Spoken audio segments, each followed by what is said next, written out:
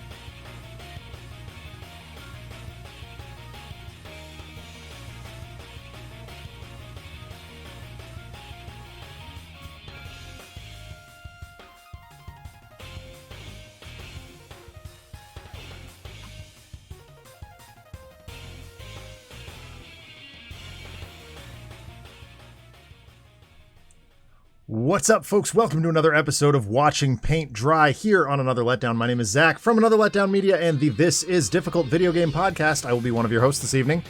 This is the show where we hang out on a Saturday night after we probably should have thought about going to bed and work through the ridiculous backlog of miniatures that we've accumulated over the years that need painting. There's an old adage that says if a miniatures painter ever runs out of projects to paint, he or she will die, so we're just trying to stave off death for as long as possible. And joining me on the line to help me do that is my good friend Adam Ribataro. Adam, how's it going? What's up? How's it going? I'm doing good here. Good. That makes one of us. It's been a pretty rough day for me. I'm sure it's all over the news. My beloved Foo Fighters lost their drummer over the past 24 hours, and obviously we don't have much information yet. But it really hit me like a ton of bricks. I did not expect that to happen. So I firmly believe that Taylor would like us, would be happiest if we kept on performing admirably. So that's what we're gonna do. We're gonna paint Sabretooth and Green Goblin tonight. No, it's not Goblin Thursday, but that's okay. As of the shows that we host here on the Another Letdown Media channel, we believe in civil rights for absolutely everyone and in being as inclusive as possible, so any comments or activity actively working against that goal are not welcome and will not be tolerated. So, let's paint. Yeah, it's an A-list tonight. Yeah. And of course, my setup is immediately borked. What the heck is going on? I'm getting the reference now, so... Okay, so he's... My document camera's not working. Brown on the inside and yellow on the outside. So one of the things that I have to do for this is... Oh, hey. That's just going... Yep, it's gone haywire. Going in.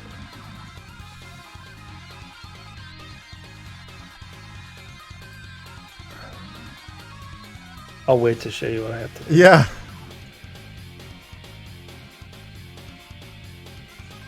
Nope, it's not that one. Must be that one. But, oh yeah. Okay, no, I got it. It's working. It's fine. Everything's fine. We're fine. All right. So I did some custom base. This is Wolverines was a very early paint job for me. Yeah. I think you did it on the show, though, because we did Wolverine night. Oh, yeah, that's right. Yeah. I did some custom basing. I put some mud down. I put some grass. And I've been putting Sabretooth off because I did the same thing with him. In that I have like the logs and stuff, and I kind of have to match the color match a little bit. Right. So, so I might just throw it. Well, I'm once again back on the ridiculous green and purple color scheme here. seems to have been a trend in the latter half of Villain Month.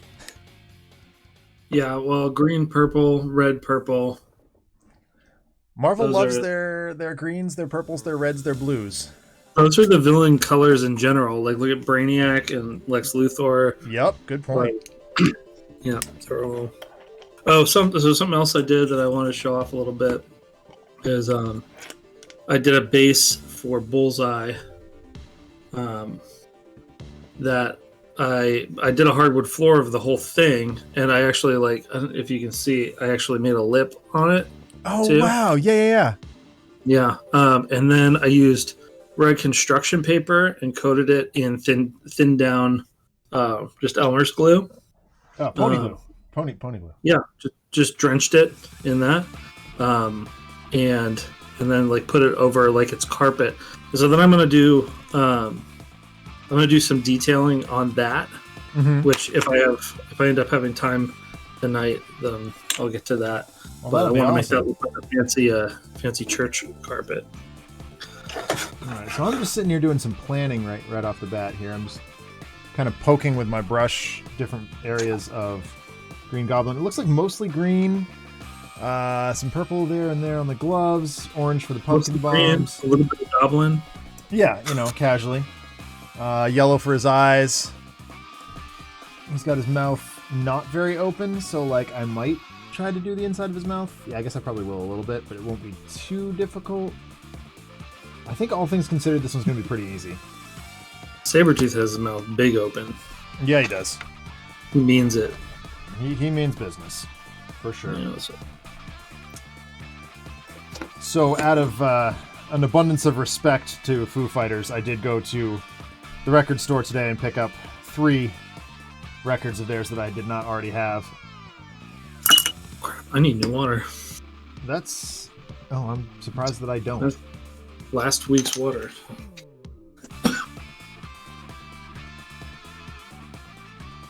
So one of the things that I'm going to do differently between this model and Mysterio is the highlighting. I've got this very blue-green that I want to put over the top that I think is going to work pretty well.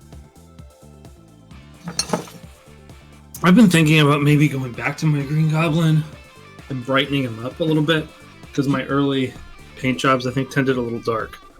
Yeah, when I first made the I'm really glad that I made the transition to comic book minis via Batman Gotham City Chronicles because it was a lot more familiar in that way. Priming black, using a very standard Citadel sort of methodology.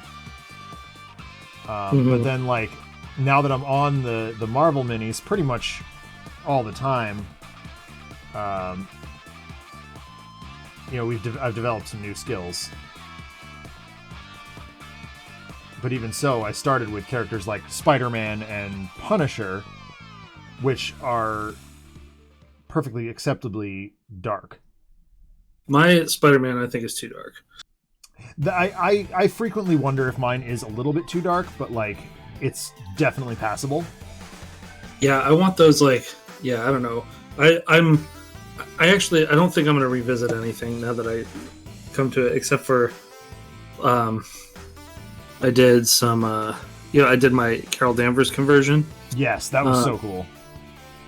But other than that, I think that I'm just going to wait for I have enough to paint. Right. I'm going to wait for Marvel Zombies, and that'll be my second chance to get real nice, bright paint jobs on them. Yeah. I mean, the other thing, we always have the C27 ones coming out, too. So right. If we find one sculpt that's just way the heck better, I don't mind rebooting that. Although, so far, I've not found one that's, so much better than the official ones that I've already purchased that I have to go out and chuck one of my originals. Yeah, I prefer most of the C27 minis. Definitely. But at the same time, it's I don't need 2 of this one, just because of that. Right.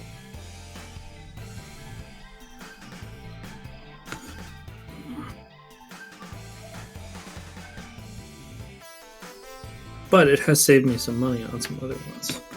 Oh, go to bed, RPD. That's bad. RPD making reference to the Spider-Man Broadway musical over here. Oh, no. You can watch that on YouTube. Can you really? Yeah, I've watched it. Surprised. Is it as bad as I think it is? It's so much worse. Oh, God. Nothing can prepare you, actually, for how bad it is. Oh, boy. Guess it's a good job I pretty much won't be watching anything other than Dragon Ball in my spare time for the next several months. I just got to, I'm like somewhere in the middle of the Frieza saga right now. Krillin and Gohan just kicked the crap, and I guess Goku as well, just kicked the crap out of Jinyu. Oh. Goku's body. Yeah. And then he was like, oh, look, Vegeta's powerful. Change! Yeah, I actually really like the way that unfolds. Yeah. Because it's like, oh crap, we can't beat him at all, ever, because he's the most powerful. Goku showed up and was the most powerful, and they used this against us. Right. But then him, like, not knowing how to maintain it, not knowing how to use the body properly. I love that. I was like, oh, that's so cool. Mm-hmm.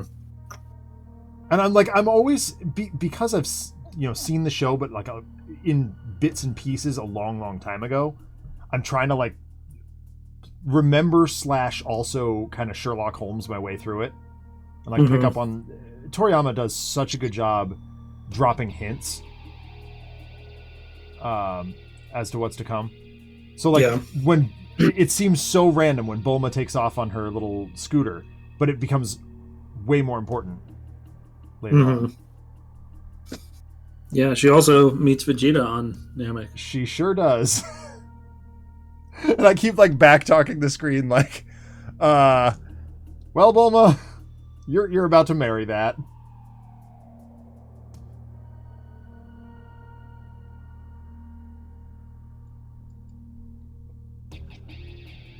It's a while before they're actually married, I think. Oh, I know, yeah.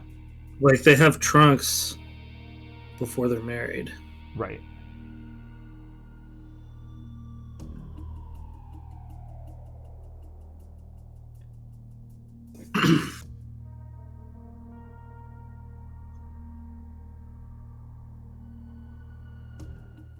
Man, he does not have a lot of face skin showing here. No, he really doesn't.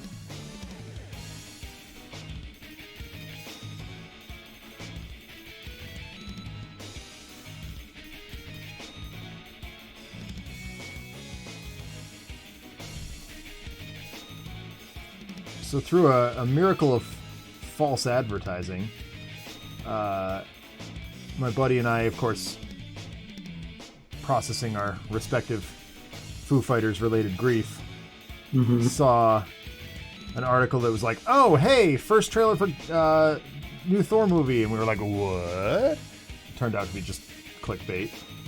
Yeah, there's a lot of those.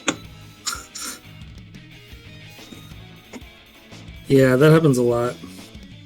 And you're also like not sure till halfway through because like they're edited in a way because modern trailers will edit in clips from the old ones anyway. Exactly.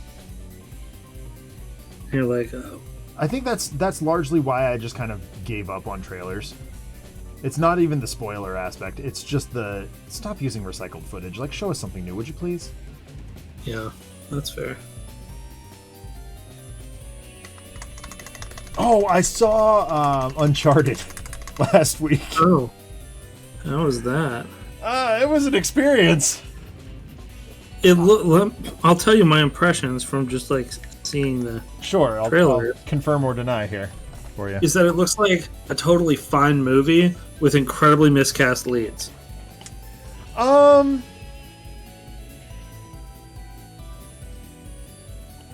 that they like do a bad job or anything.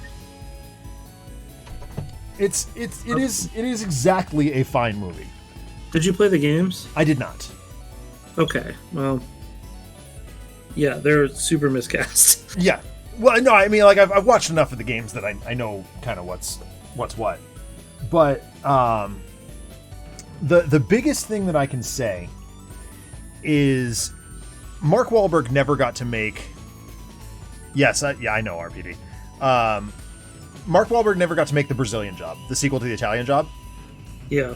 And it felt like some producer went up to him and was like, hey, look, if you do this movie, it's basically The Brazilian Job. And he was like, okay, sign me up. And then just when he realized that wasn't what it is beyond the first act, he just gave up. And just started phoning it in. That's the wrong brush. So the first act is just Mark Wahlberg presents Ocean's 11. Okay. Like, he's literally line for line doing Danny Ocean. Okay. I mean, sure, Sully's a bit of a con man. Yeah. But it's like right down to the move he uses to recruit Tom Holland. Yeah. Is straight out of Ocean's 11. It is exactly shot for shot remake. Oh wow. And like the line RPG mentions that you can put it on your PS5. I do believe that you have it for free on PS5. If you have the PS5 like subscription, which I don't. Oh, you don't have the monthly? No. Not yet. Okay. Being operative there. But like, so yeah, it's just a shot for shot remake of Ocean's 11, which is really disappointing. And then the second act is just basically National Treasure. Again, shot for shot remake. Okay. But with Tom Holland instead of Nicolas Cage. There's an arbitrary running scene. They get trapped in a seemingly impossible to escape situation. The whole 9 yards. Like it's literally just blow by blow. And then the third act, like the resolution, is just Pirates of the Caribbean all over again. Oh, jeez. It's somebody. That sounds like kind of a fuster. Yeah. Yep. Absolutely. Somebody just binged a whole bunch of Gore. PG. Yeah, I know you are. I appreciate it. Somebody just watched a whole bunch of what's his face movie.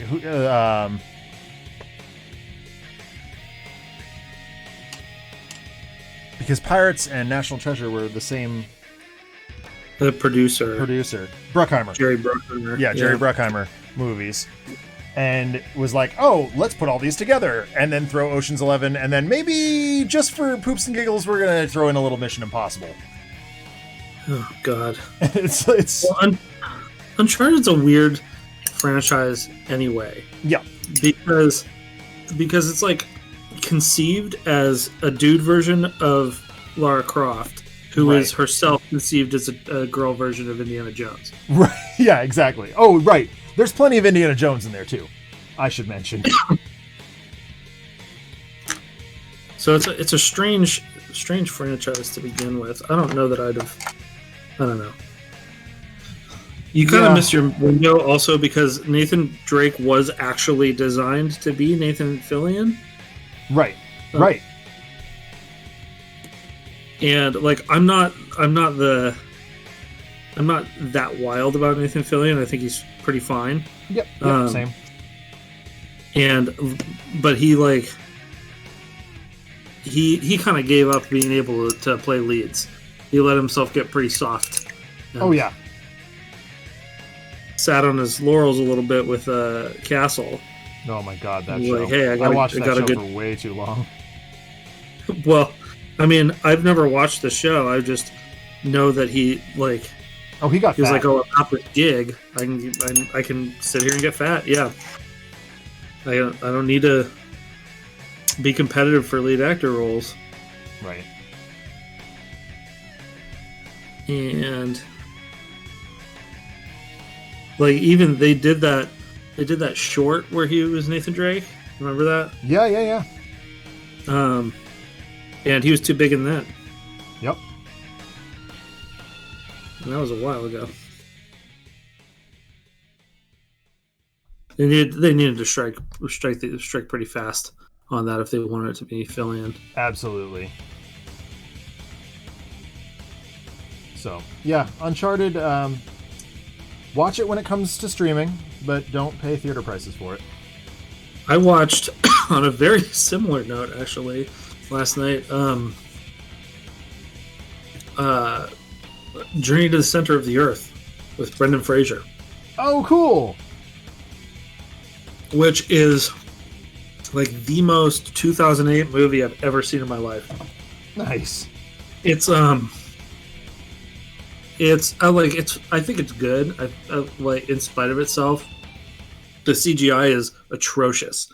And especially like it went out in 3D at the peak of 3D. So there's constantly like bad 3D objects swinging towards your face. Yep.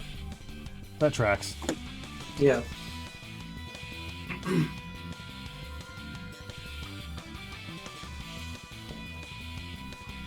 Where are my browns? Hey, Chamali. There's a YouTube video of Nathan. Yeah. We were just talking about that, actually. Or that might have been where Adam got that. I don't know.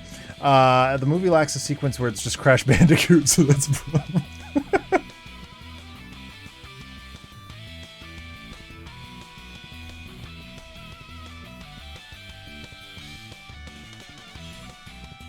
That's true. Oh, Chamali, playing Elden Ring with you last night was a delight. Thank you for that. Let's play some co-op with James and Chamali.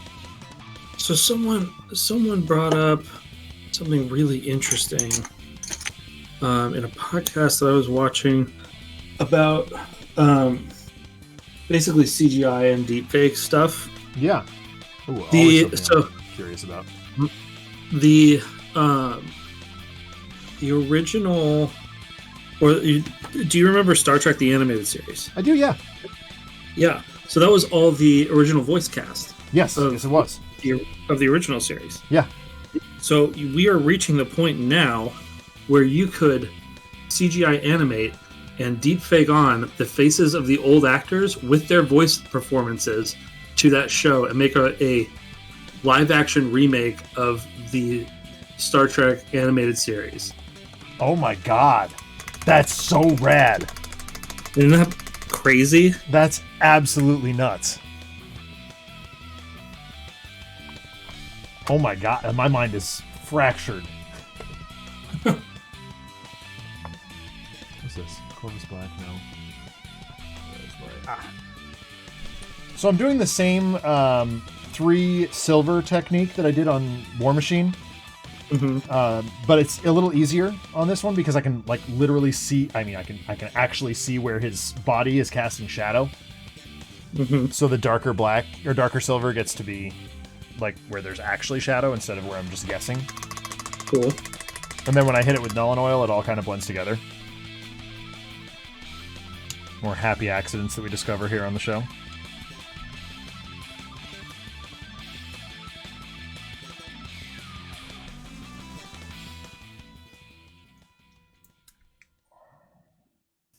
Also, as part of that same conversation, found out that I did not realize Disney owns the likenesses of the actors in the Marvel movies in perpetuity. Yes. So they can make Chris Hemsworth show up as Thor after he's died. That is really... I have opinions about that. Yeah.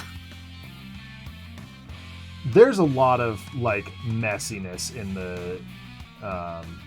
like, that just seems to be coming to light these days about the Marvel contracts. Yeah, I mean, I'm sure that he knew that. And yeah. It's the trade-off for, we're going to make you one of the biggest stars on the planet. Absolutely. but it's still like, You will want okay. for nothing for the rest of your days, but this is kind of a deal with the devil. Yeah.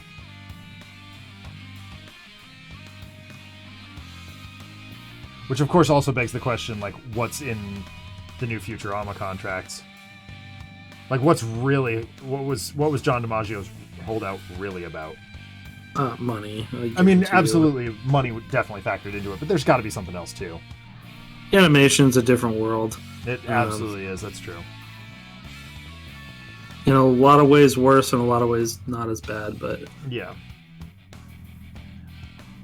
I got to assume, right, that like he's been Marcus Phoenix since the beginning, with the only exception being that they also used Dave Bautista in the last one, just because they could, because he's a fan of the franchise. It makes me wonder what the pay discrepancy is between doing a show like Futurama and doing a video game franchise like Gears. Because the distribution model is totally different. It's usually so it depends. Like it is if you are high profile enough, which John DiMaggio is, he can get points on the back end. Yeah. And you're incentivized to do that for animation. For sure. You because they don't pay you that much up front. Right. If you're not The Simpsons. Well, right, yeah. Which they're making way more money than they should be at this point. Oh my god, I know, right?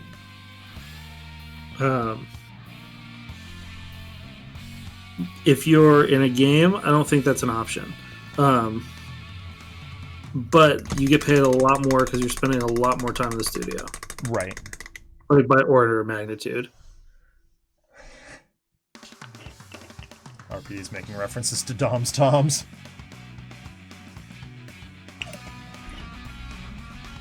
And since this is actually close enough now that I can grab it off the wall. Speaking of Dom's Toms, it's my signed Dominic Santiago.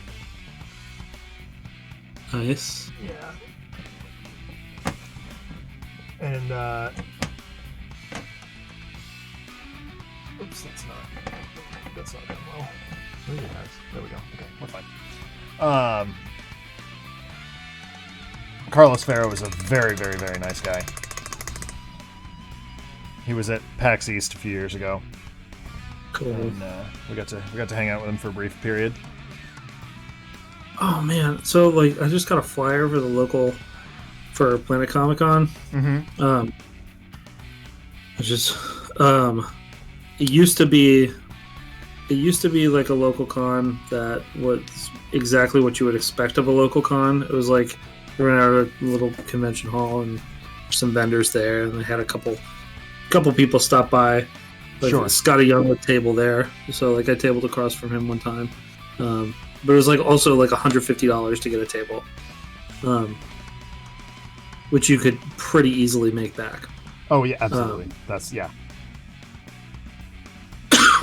even selling my at the time crap prints. But I know which ones. Or, I mean, roughly which ones you're talking about. So I chuckle at that. Yeah, they were. Yeah. Yep. This is pre-Sentinels. This is I know. way Okay. You've shown me. No, why did I show you? But I looked at it now, and they've got like the weirdest guests. I wish I could remember who they were, but it's not a great story. That's all right.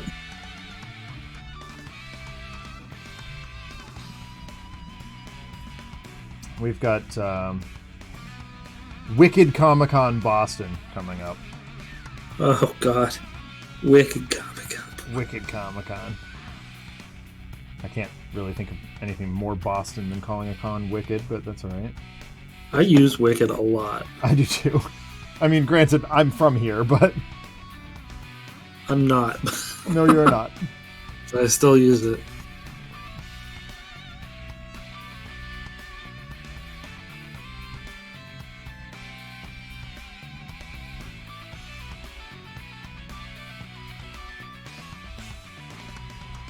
I thought about going, but I don't have the stamina to do a show anymore right now. Yeah.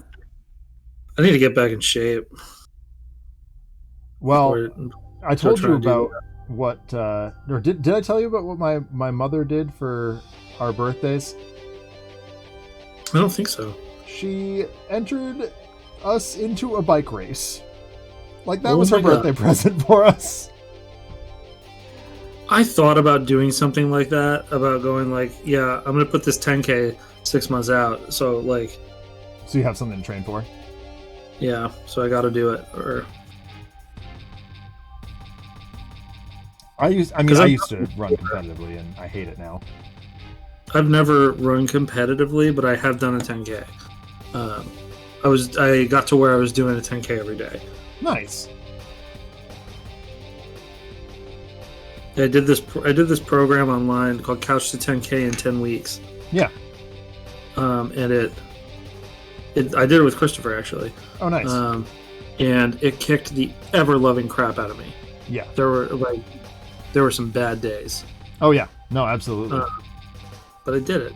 So, let's see. 5K is 3.1, so it's a 6.2 miles. Yeah. So, yeah, Yeah. When I was at the peak of my training in high school, that was an easy day. Oof. Yeah.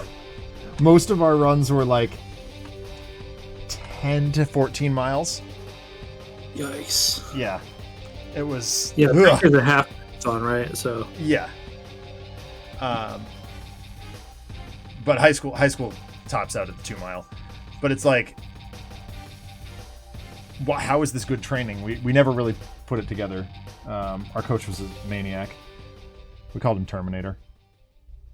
Because he kind of looked like Terminator. Actually, that brings up a good story. I should tell that story. One of the reasons we called him Terminator, aside from him looking vaguely like Arnold, was oftentimes he would do his personal workout. He was a triathlete, like Ironman triathlon. And so he would often like go for a bike ride with us as his like cross training day or whatever. And one day he's on his bike, he gets a phone call on his little flip top cell phone, because that's what we had. And he answers it with just, yeah. And an onion on his belt, which was the style at the time. Right. He flips it open. He's like, yeah. What? You're kidding. No, I'll be right there. And he just takes off. I've never seen anybody crank a hybrid bike quite that fast before. And we all kind of look around like, what's going on? Like, what happened? And we're like, I guess we just continue our run? Like, sure. And he comes back, like, now we're on the, toward the end of our run. And he's like covered in filth, huffing and puffing, definitely out of breath. He's got an open wound on his leg. What? Yeah. And we're like, Terminator, did you just kill a guy? Like, where did you go? And he's like, I don't want to talk about it. Actually fight a T-1000? He just goes, I don't want to talk about it. And it never came up again. Wow. So to this day, we all just assume that he killed a man. Oh, sounds like a safe assumption. But he was far and away the best track coach I could ask for. He led us to 2 cross-country state championships and a track and field league championship. Very cool. Yeah. As opposed to the head coach, who was crippled and did absolutely nothing. Oh. Oh yeah, Terminator was our distance coach, by the way. Like, actually crippled? He had, like, no cartilage in his knee or something like that. Wow. So he would just, like, hobble around and try feebly to train the pole vaulters. Which he referred to as his kamikaze squad. He was weird. He also used to, if we didn't want to he was our physics teacher. If we didn't want to get any work done in class, we would just say the word Korea. and he would go off on a 90-minute story that he's largely making up about the Korean War. That's how I learned to fact check people.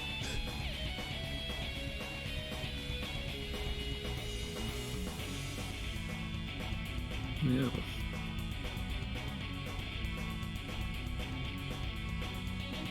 Wow.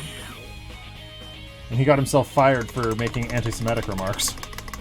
Jeez. Yep. Sounds like you went to a fun school. I sure did.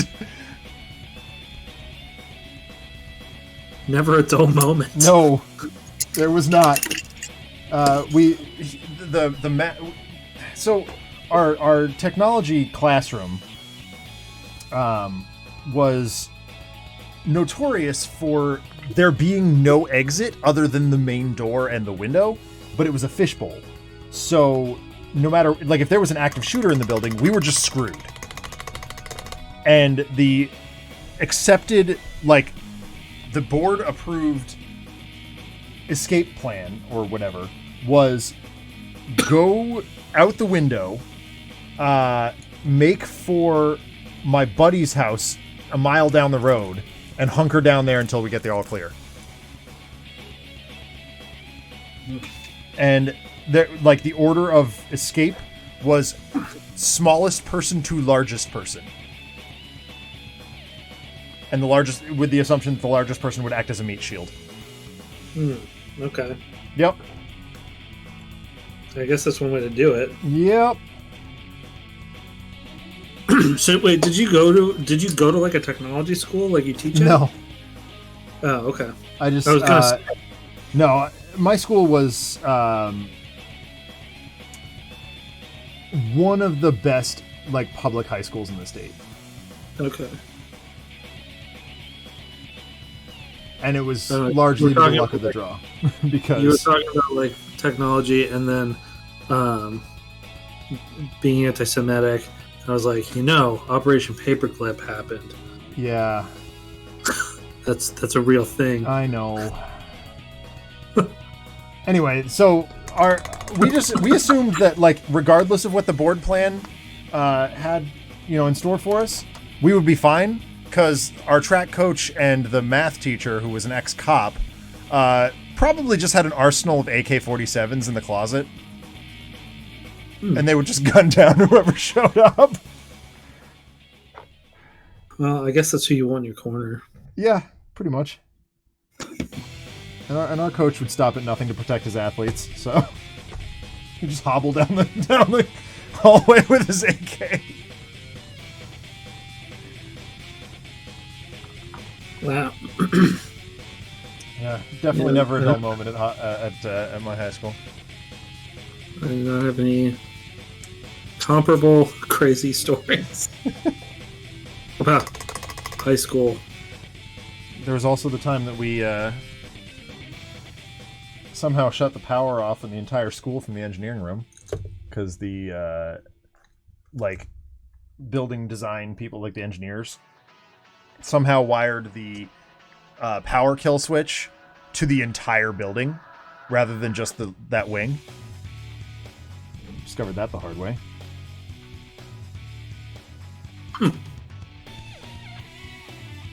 Sorry, I sound like I'm dying. I'm not dying. You're good. I think I mentioned I stopped taking my acid medication. Yeah. And this is the result.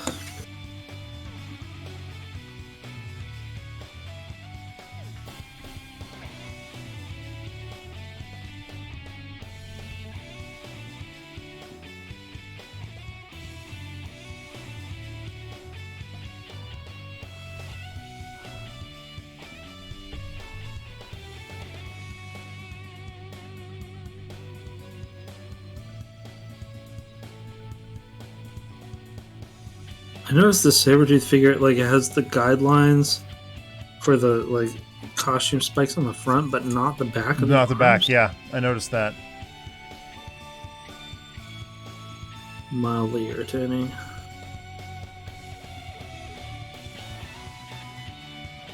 I just don't like how not completely eyeball things that precise, but Yeah.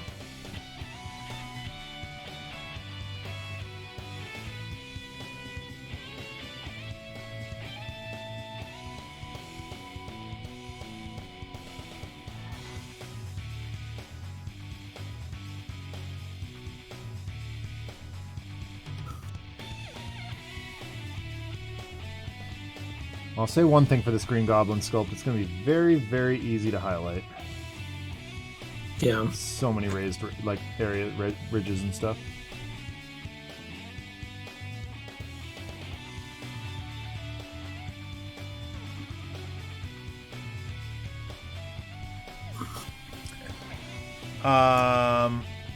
RPD would like to know if you checked out the game he posted in Paul's Discord called Big Boy Boxing. No, I didn't check it. The only thing I've been looking at in Paul's Discord lately is the Soulsmates channel. Yeah, me too. Oh, so you guys played last night, huh? We did. How far'd you get? We got, you know, the elevator room in the castle? Yeah. Yeah, we got to there. Okay. And I'm like almost level 30, I think. Cool. Yeah. Once we dropped Margit, it kind of leveled out again. Took us like 4 or 5 tries. The stupid birds. Oh my god, the birds are so annoying. I can get them pretty reliably. Like even just like the first try, I got them pretty reliably. But I'm like, wow, they just come out of nowhere and just get you. Yeah, I can't get them pretty reliably with either of my characters. Ugh. I have one that's a melee build and one that's a caster build, and I can't really get them on either.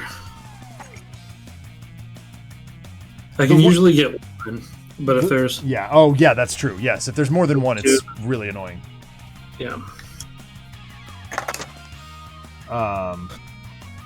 The thing that was really dicking us down, though, was invaders. God, yeah, it's so rude. It's really rude. Like they'll power level to the end of the game, or just like power equipment, and come back with these ridiculous status effects that we were like, what? Yeah. Yeah, it's really rude. And I think I made the comment, this is how toxic communities are built. Well, I think that you would be right if there were a way to communicate in the game. Right, exactly. That, like, it's just like, it's just isolated toxic behavior until people can talk about it and coordinate it, you know? Right. And as soon as, well, I'm sure there's Discord channels and stuff dedicated to it. How to be a dick in Elden Ring.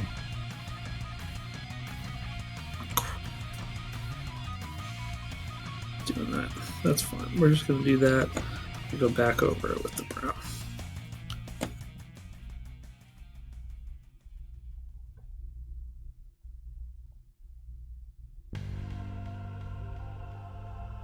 So I have the administrative assistant at my school is also a painter. She paints, more traditionally canvas and stuff. And I was showing her the color shift stuff, and she's like, "Oh my god, that's the coolest thing ever." Yeah. I was blown away by how well that worked.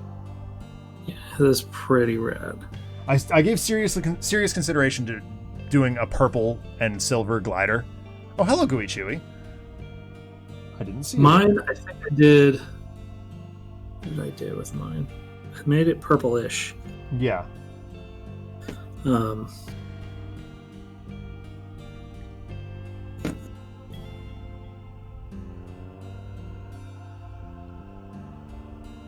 So I wanted that purple metal feel to it, but yeah.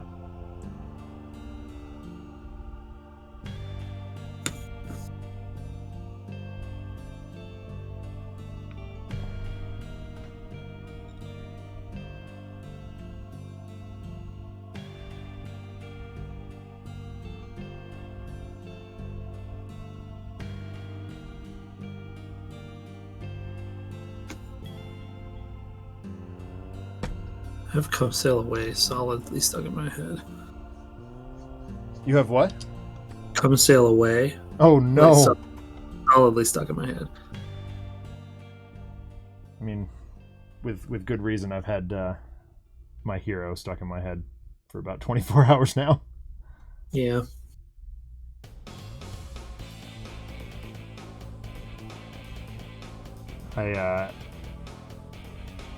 tried to do some guitar practice this afternoon, and of course Everlong is on my practice list, and I got about 2 notes into it and broke, and I was like, oh, okay, this is stopping now. Back to Dragon Ball and Weighted Blanket.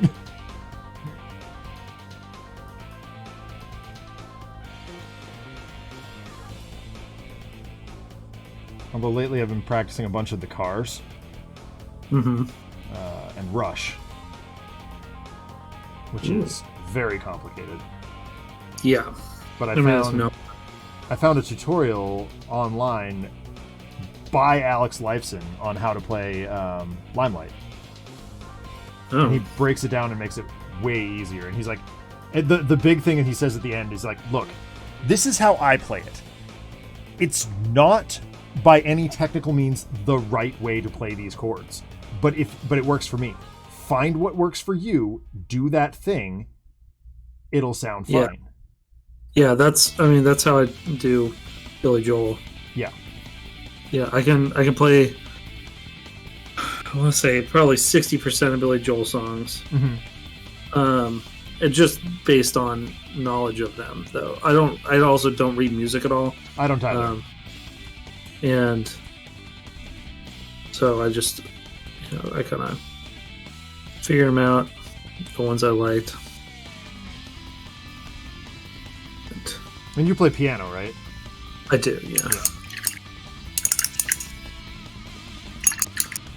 I mean, but the other thing for that is building the muscle memory. Right. Like, there's I don't know do you know the song Angry Young Man? Yep. How it starts with that and it's like a billion keys a second. Yeah. Yeah. That's exactly how it sounds. Exactly how I did it with my mouth. Yep. Yep, definitely. And yeah, I just basically started that at like 1% speed, just going like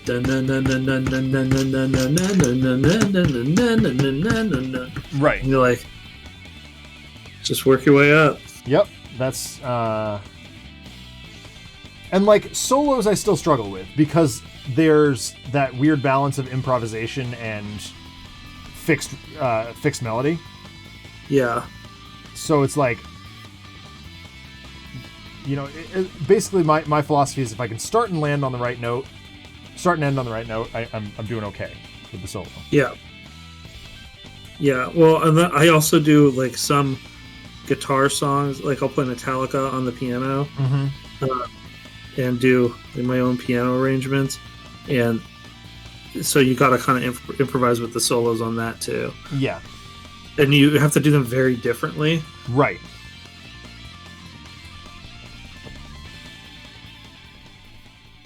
But I still try to like get as close as I can to the original solos. Yeah. I mean, at that point, it's kind of like a game. How close can you get?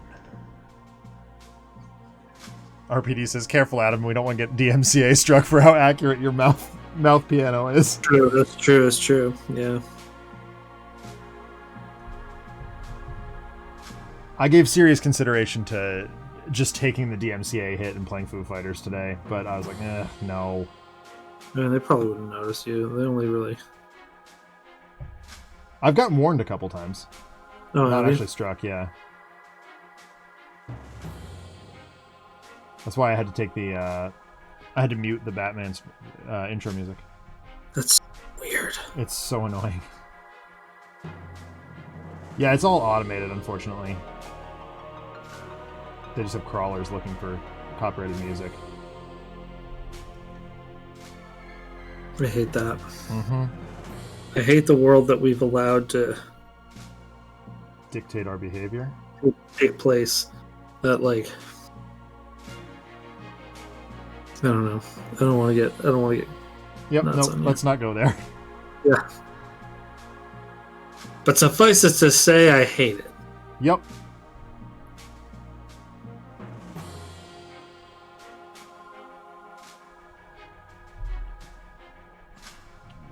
Am I about to drop a brush size? Probably. Oh no, I can do his hands. In short, Adam's about to drop the S word. The S word being short.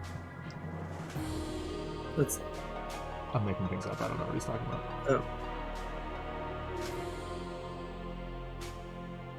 Swords. Swords is an S word. The S word is society. Yes, we live in a society, RPD. Oh.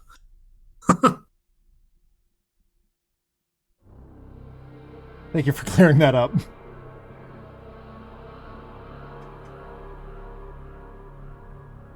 So yeah, I'm more moderate than most people my age, but I'm still kind of out of it a little bit. Yeah.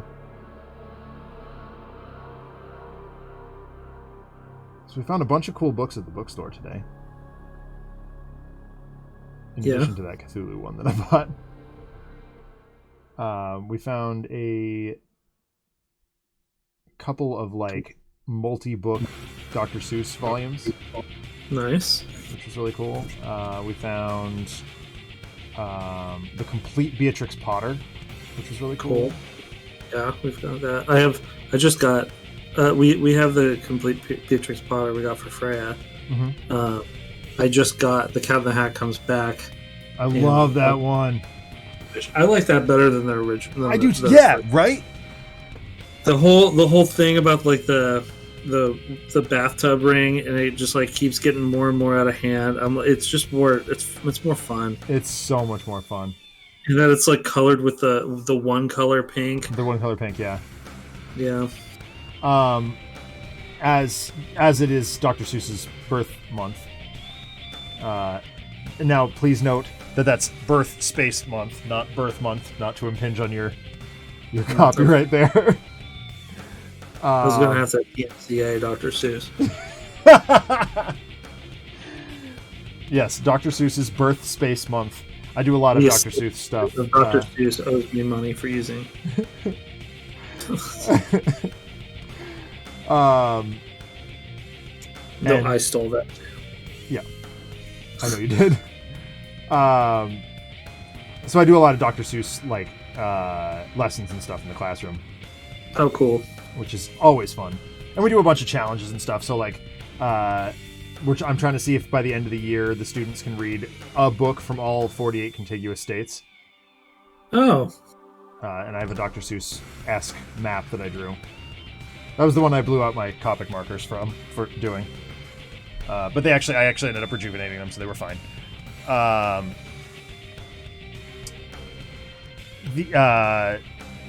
So I was explaining to my first and second graders this week that Dr. Seuss, of course, like authoring was not his only career. He was also an animator for the U.S. military. And that's where the Dr. Seuss cartoons largely, like his team for those came from. Mm-hmm. Was his military buddies. And so I showed them. Oh, that makes so much sense. I didn't know that, but like Chuck Jones especially. Yeah. Yeah. And we were watching Dr. Seuss on the Loose, which is the Sneetches, the Zacks, and Green Eggs and Ham. Mm-hmm. And one of my first graders goes, "So, where have I heard Guy M.I.'s voice before?" I'm like, first of all, how did you know his name was Guy M.I.? And they were like, oh, there's a Netflix show that explains it. I'm like, oh, great, of course there is. They're ruining that too. But I didn't say that because I didn't want to ruin the kids. There's a Netflix Green Eggs and Ham.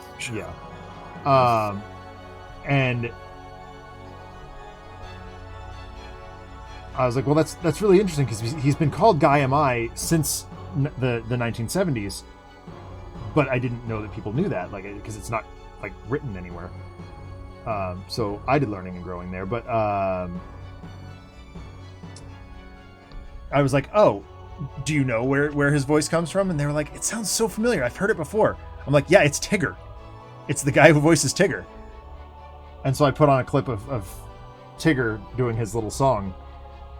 And they were like, oh my God, it's Tigger. So that was a cool moment for them. It's not current Tigger though, right? Like, because what's his name? Tigger. Yeah, right. Yeah. Guy that does freaking everything. Yeah, that I can never remember his name. Jim Cummings. Yeah, because Jim Cummings I believe was the original Pooh, but now Was he? I don't know that he's that old. Like, I'll Google it. He's Hold old, on. but like, I'll Google it. Or I will IMDb it more accurately. So I'm going to start with... Whoa. Jim Cummings was Pooh. Not sure if you... Yeah, I'm looking right now. Gooey Chewy, I got this. So Paul Winchell was the original Tigger. Who was? Paul Winchell? Yeah. And that was in 1974. Yep, 1974. Oh, maybe Jim Cummings is old enough. I don't know. I didn't know it was that late. I thought Tigger no, was... I'm sorry. I stand corrected. It was Sterling Holloway was the original Winnie the Pooh. Okay. And now Jim Cummings just does all of them. Yeah, Jim Cummings kind of stepped into everything. Yep. I guess it's as good a time as any to trigger the learning and growing graphic. He does Pete also, and he was what's his name? The guard in Aladdin. Yeah. Kazim. Nah, Razul, sorry, yep, you're right. Kazim was Razim is the Razim. thief. Yes, that's right. Yep.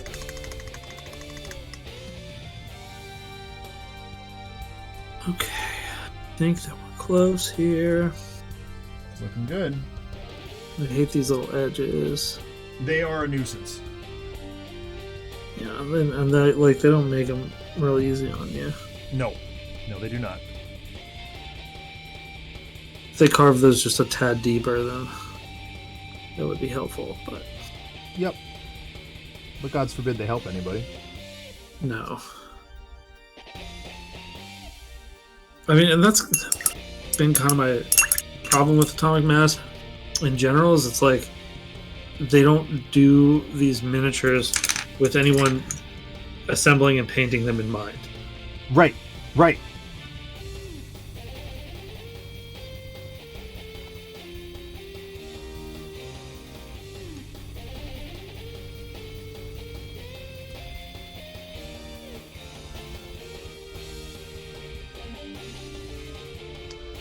Maybe I should just drop the brush size at this point.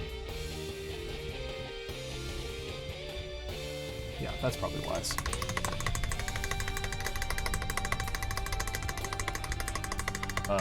But yeah, it was a cool moment for all the kids to be like, oh, that's cool, that's so cool. And they they were kind of doing a spot the differences between media, between the book and the movie, and. Mm-hmm.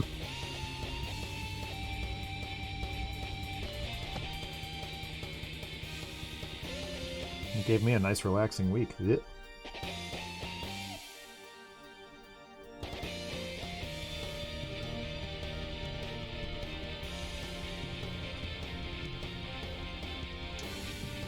they finally got a projector installed in my library too. That was nice. Only took them more than half the school year. So wait, which three does it have on? Has the Sneetches? The Zax and Green Eggs. I don't know that one. The Zax is the second of 4 stories in the book The Sneetches and Other Stories. Oh. Hashtag I don't think I ever librarian. had that one. That is my dad's favorite. I like it. Yeah. I mean, I've read the Sneetches itself a bunch of times. Or Yeah. maybe I might not have ever read it. I might have only seen the animation. Ah. So yeah, so it's good. I like the Sneetches. The story is fun. Did you see the Hoover Blue Highway? I did. That was one of my favorites as a kid. I feel like no one's ever seen that one. The other one that nobody seems to have ever seen is Pontefelpak, Where Have You Gone, or Where Are You, or whatever it is, which was originally called Pontefelpak and His Magical Piano. I have not seen that one, I don't think. That one has an interesting backstory, actually. It was, that is the precursor to Oh, the Places You'll Go. Oh. And Dr. Seuss couldn't seem to make that one work as a book because the story that he was trying to tell was too intricate. Mm-hmm. So he did it as a cartoon first, and it actually helped him like figure that all out. Yeah. Hoover Bloom Highway gets weird. It super does. Oh my goodness! Really like it because of that. Are they ready for the Butter Battle book? I love the Butter Battle book, man. I think my favorite book was probably One Fish, Two Fish. I like that one a lot. I think it's real weird too. Yeah, it does. Like once it starts like getting into all the creatures. Yeah. My favorite part is with like with Clark that they found in the park. Yep. This is that Clark. Giant, he's in a park. Yeah, the giant creature in a bottle that looks like it's going to eat your face off and then possess your soul. Yep. It's so good. It looks so scary. Yeah.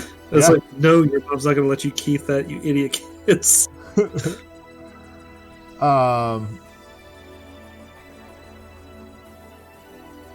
The ones that are currently out of print, some of those are my favorites too. Like Scrambled Egg Super was great.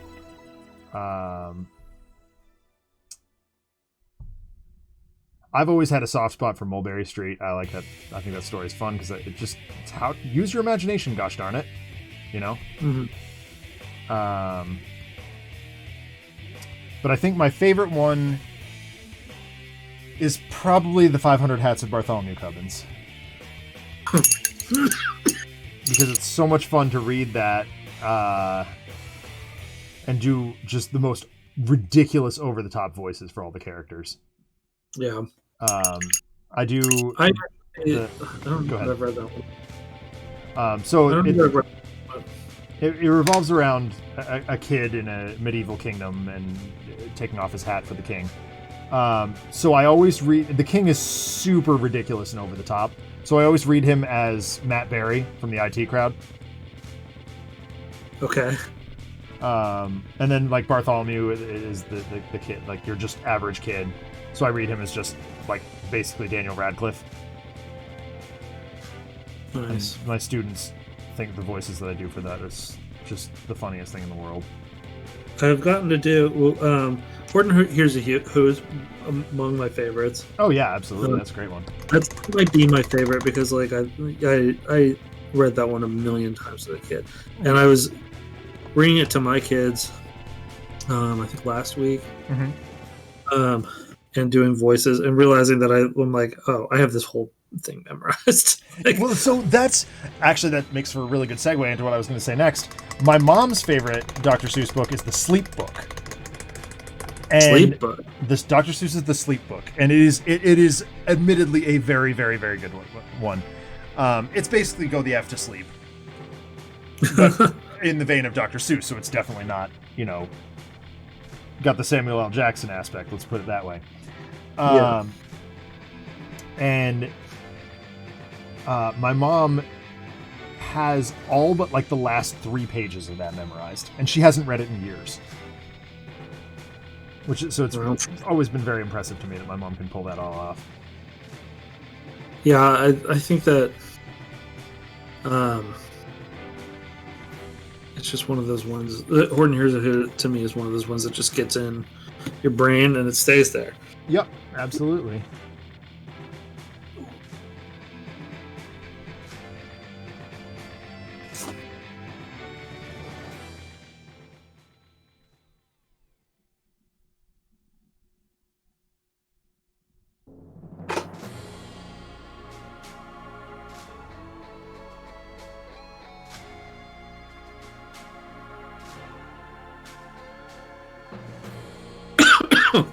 Oh, my bear.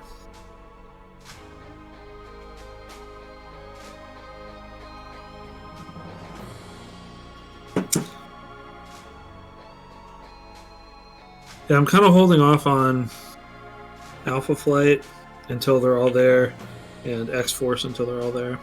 Yeah. Or X-Factor. X-Factor, yep. X-Force, I guess. They're probably going to do them. Oh, I would imagine so.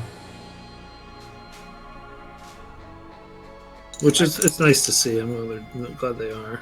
Yeah.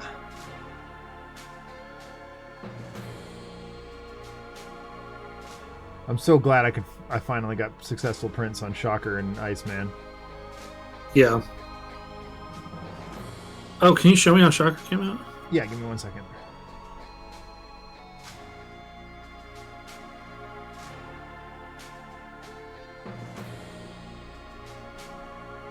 Shocker being my absolute favorite.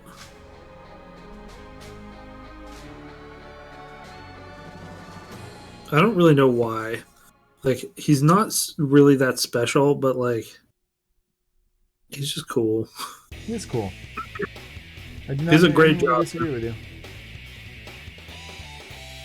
He's like the consummate jobber. Oh, absolutely.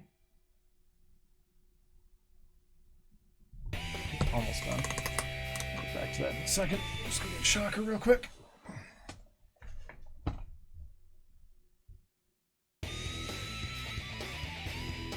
So yeah, I had to cobble together 2 different prints of Shocker because the second one also failed, but it worked perfectly well.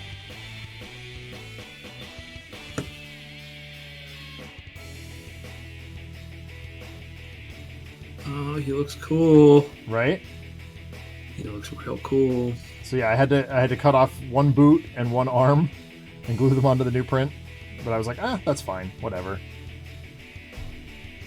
And then yeah, and Iceman just printed perfectly fine, so that was good. Yeah. Thank you, Gooey Chewy. Oh dear. Things about. Where's my... I need a better way of sorting my freaking paints. Yeah, me too. I mean, no, this isn't tilt that way. Okay, never mind. I won't do that.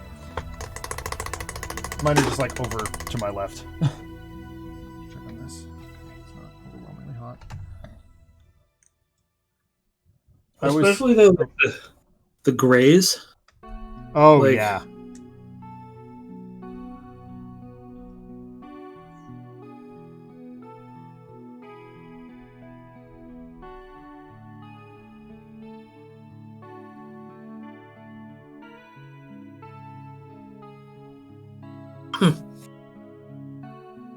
Mine are in like 3 different boxes, and I need a new setup. I need well, not maybe even a new setup, but just I need a few things that make this better. Can I tilt it this way? No, I can't. I have like a MDF rack that I got on Amazon, but it only holds a fraction of my paints. Yeah, I'm thinking of maybe rebuying a bunch of paints. Also, I don't know if I should do that, but I have plenty. I don't need to buy new paint. Well, that is just another struggle of miniatures painting, right? It definitely is. I'm like, well, what if I had more though? Yep.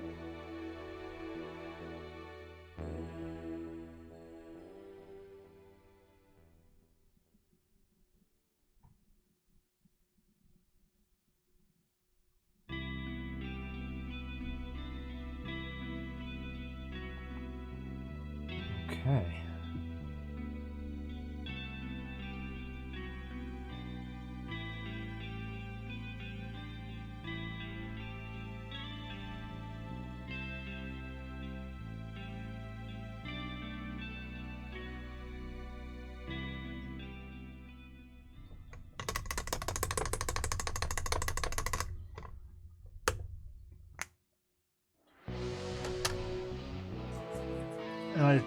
So this week I did manage to get the school's 3D printer working again. Actually, I should show that too. That's kind of a cool thing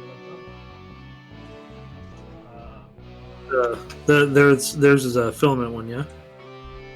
It is, yeah. And the first thing the first thing I want to print with my filament printer, which spoiler alert is in the other room, but I'm not supposed to know that, is quick stop convenience in RST video, because I have a really cool diorama idea. Nice. And so I did the quick stop sign on the school printer, Sweet. which came out really cool. Actually, while I've got it here, I'm just curious. Very cool.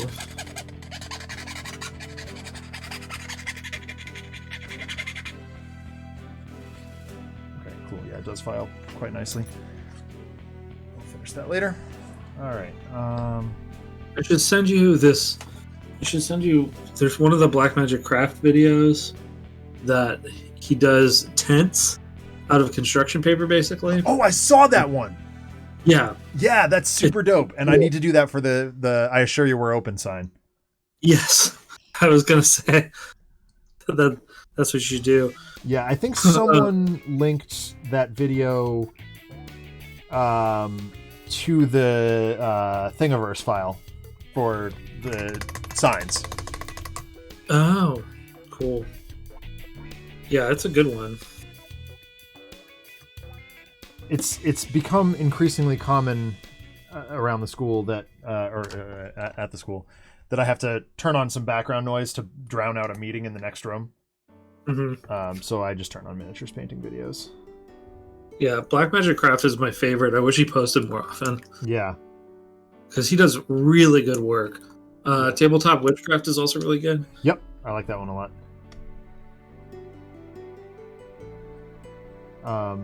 There's one dude out of England who does a bunch of like casting videos. Oh, that especially like once we get the Marvel Zombies one, we may have to look into that a little more seriously.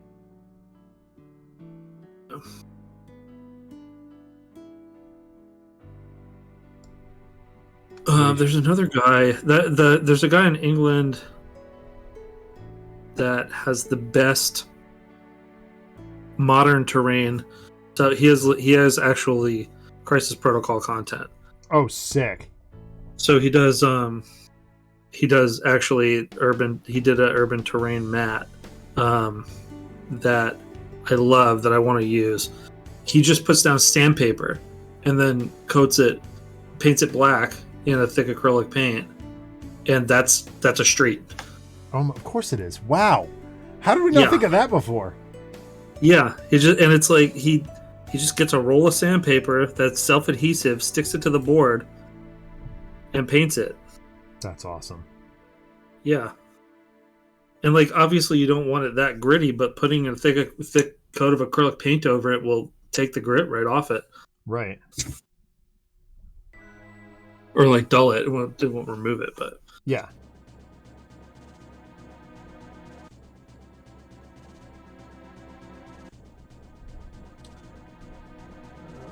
So many little bits. Okay.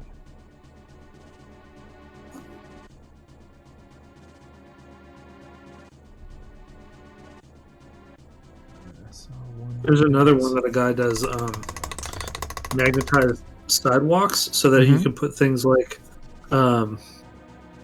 parking meters and mailboxes and stuff on them, and they stay there, but they're usable terrain pieces. Mm-hmm. Which is pretty cool. He does a really good job on. He does basically an apartment building that he goes pretty all in on, but it excuse me, it is like his like graffiti and stuff is especially good. Yeah, I love that stuff. That's cool. I think one of the things that makes me so excited about this hobby is there's so many different little facets to it. Yeah, there's so many. Yeah, I love that too. There's a lot of different ways to engage. Like, I'm not going to be doing castles anytime soon unless I make, like, Castle Von Doom. Right. You know? Which is, I mean, distinctly a different castle than, other ones that we could mention. Sure, I mean, I can use some of the same techniques, but, like, yeah, I'm not... I still like to watch the castle videos, even though I'm never really gonna. I'm not gonna make any middle age towns. Right.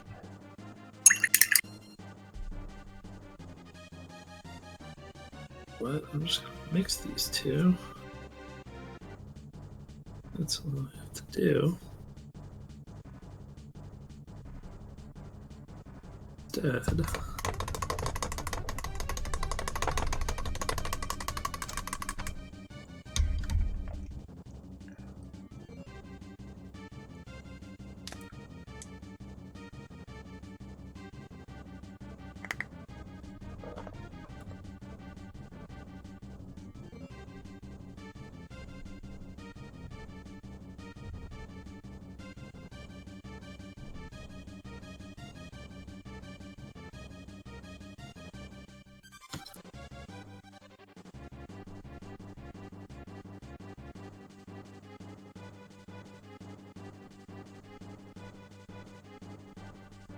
I'm really glad I decided to do this also, because I also felt like Sabretooth was really vertical with no other like surrounding height. Yeah. And it looked a little weird. Yeah, definitely.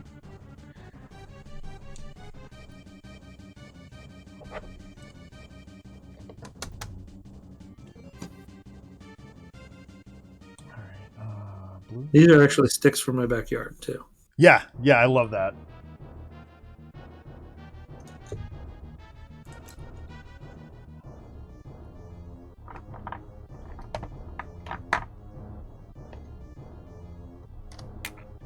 That's another thing that I learned with this, though, is like these sticks, I just grabbed them and stuck them on here. Yeah. And then coated them. Probably shouldn't have done that. I probably should have put them in the oven. Oh, dry them out. Yeah. Yeah. I mean, they were pretty dry to begin with, so I'm not too worried about it. And this has been like this now for 2 years. Yeah. So I'm not too worried. But they say you should do that with like dirt or anything also that you're getting from outside. Yeah. Because it disinfects it also. Right. Oh, yeah.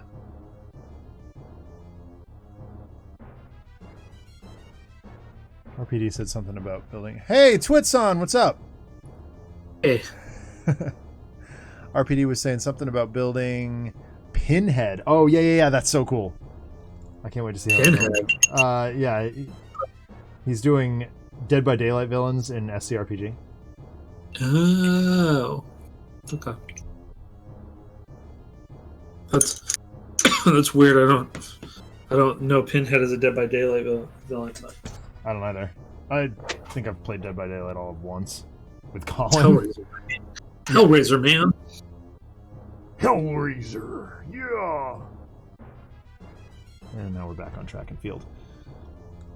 That's another story that I probably shouldn't tell on the air. Involving the weird coach.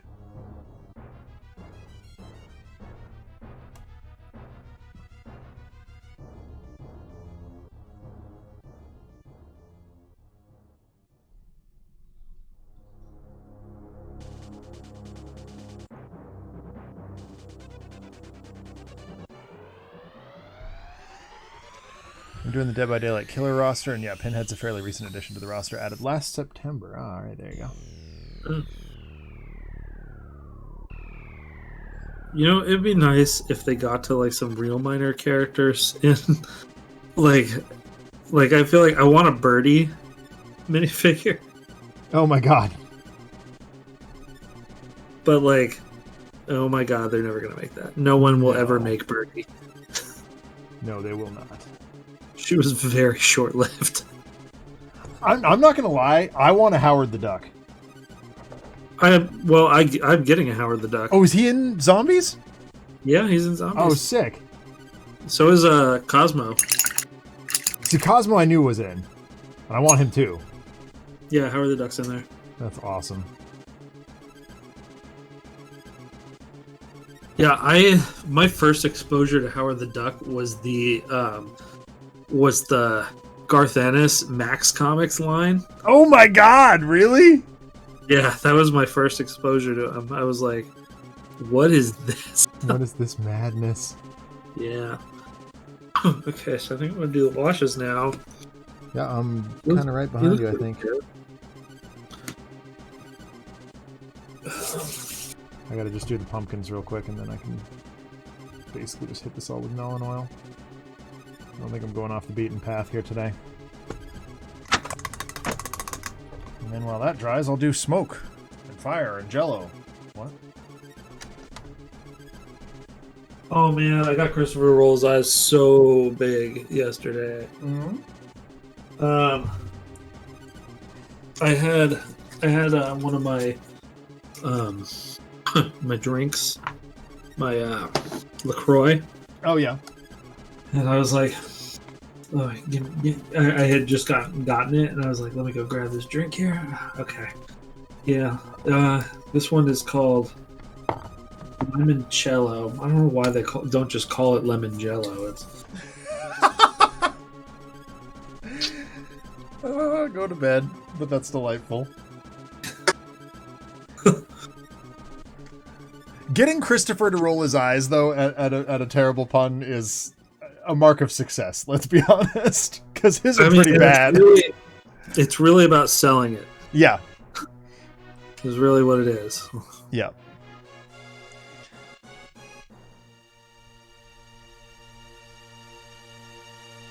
My want list for MCP is far too long, but somewhere on it is an animal team with Howard, Cosmo, Frog Thor, Spider-Ham. We have Frog Thor. Oh, we do? Throg, yeah, he's around somewhere. Spider-Ham is somewhere too. I think they are... I want to say they're Nuclear Firefly, but I'm not certain. Oh, that would make sense. Ooh, that looks good on him. Is that the Castle Royale? Oh, it's the Flayed Orange? Yeah. Yeah. Those two are very similar.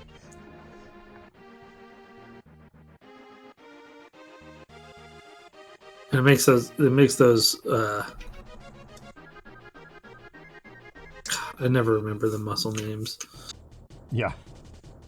The side muscles. The side muscles. Yeah, it makes those really pop.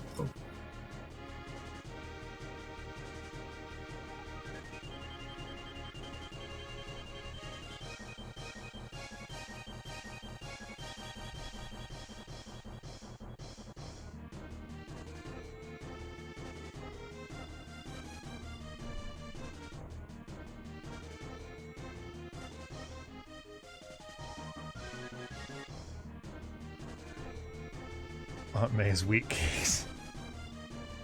So, confession here, Gooey Chewy. The primary reason that Adam and I have these Marvel Crisis Protocol minis, aside from painting them, is because we're working on Adventures Universal Game System stuff with them. Neither one of us actually plays Crisis Protocol. We would like to, but... Yeah.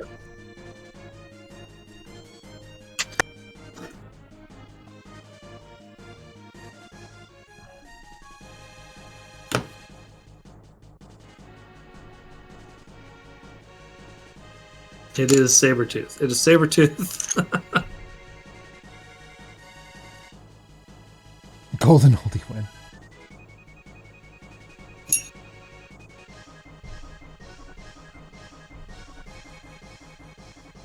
Go to bed, Bonzi, but hold on. Do I have the Bonzi Buddy emote? Yes, I do. Go to bed, Greg.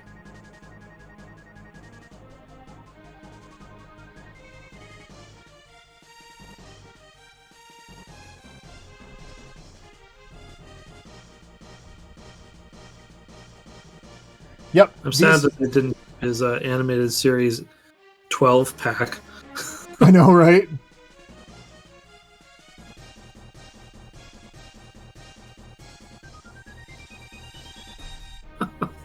He looks so ridiculous in yeah. that series. Oh, that's right. You're working the overnight. Yeah, probably don't go to bed at work, or maybe do. I don't know. Do your thing, man.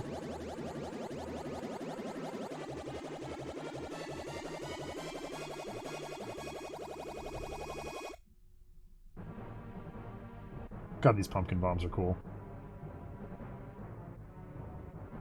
And that little pop of orange is just... Yeah. I'm excited to get to paint another one with the Zombicide one. Yeah. And it's a nice model too. That was one of the defining, or one of the clinchers on getting that, was like that the minis were cool. They were real nice. I was like, yeah.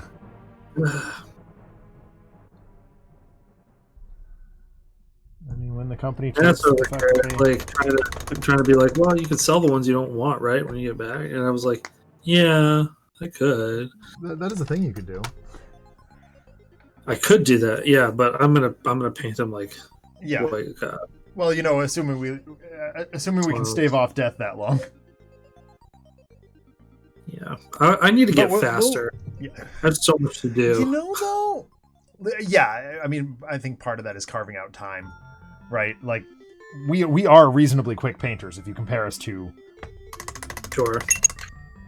But like 1 mini a week, I'm never gonna finish my stuff. No, it's ridiculous.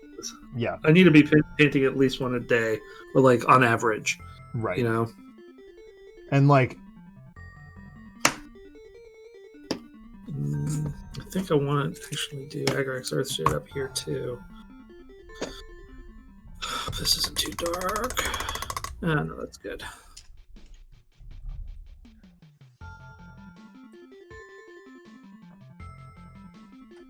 Every time I think I'm making a dent in it too, I'm just like, oh god. I look back at the to print line and the bottom shelf in my display case that's just all to paint.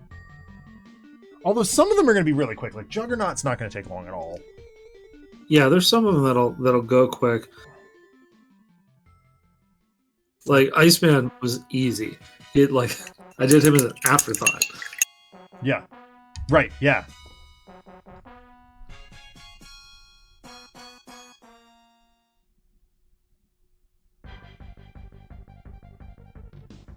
Okay, so I got a dry brush the orange on this because it's a little bit darker than I want it.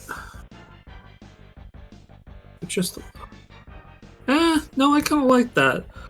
It looks like the action figure from the 90s. It does. I was just thinking that. It looks exactly like the action figure. Which I loved that figure. Mm-hmm. So I think it's staying. All right.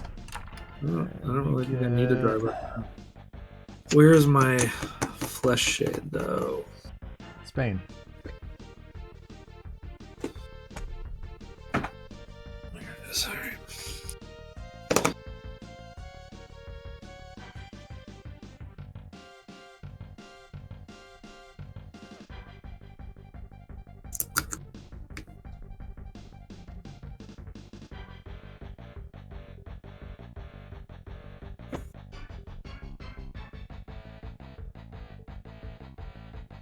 My parents have decided to give us the old bunk beds that my brother and I, split. They were cool. They came apart, so that we can have a place for my nieces to crash in the guest room, which is pretty nice. That's really neat.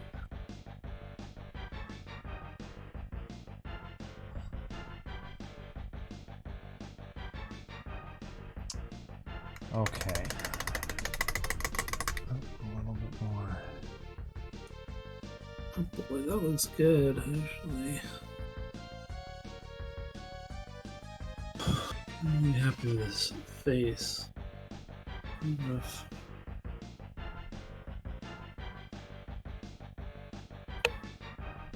See that?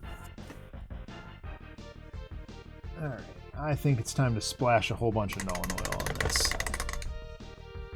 Because I really actually don't think I need any other shades for this. Face turned out great. I'm happy with it. Yeah, I'm actually really happy with Goblin's face too. I haven't. Oh, you know what? Maybe I'll do his pupils last on this one because I've already done the yellow. And his eyes are nice and wide, which makes it really, really easy. Oh yeah. Because he's a crazy. Yeah, and if you can get those pupils right in the dead center, he makes them look like mega nuts. Okay. What do we got here? I think we went mid-grass. Time to put some grass on this. Nice.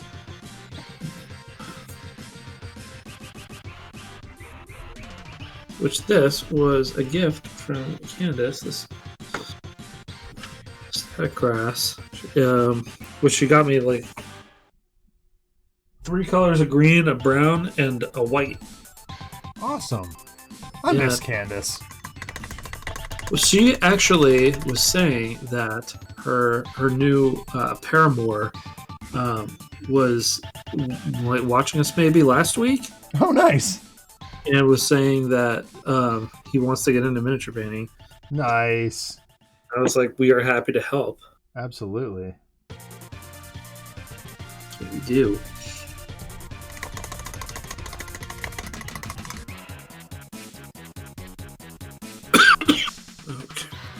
And I've just noticed that chat has been quoting Smash Mouth at us.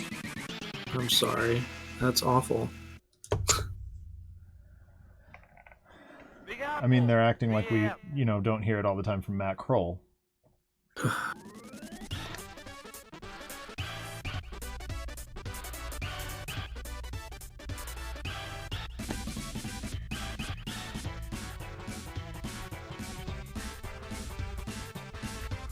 Yeah, this looks so barren, and then you get these tufts on here, and it's like... Yeah, it really punches it up. I was really happy. Like, I bought these, like, already sticky tufts from Citadel. Yeah. And they work amazing. Like, you saw what I did with Craven. There's a few companies that do this.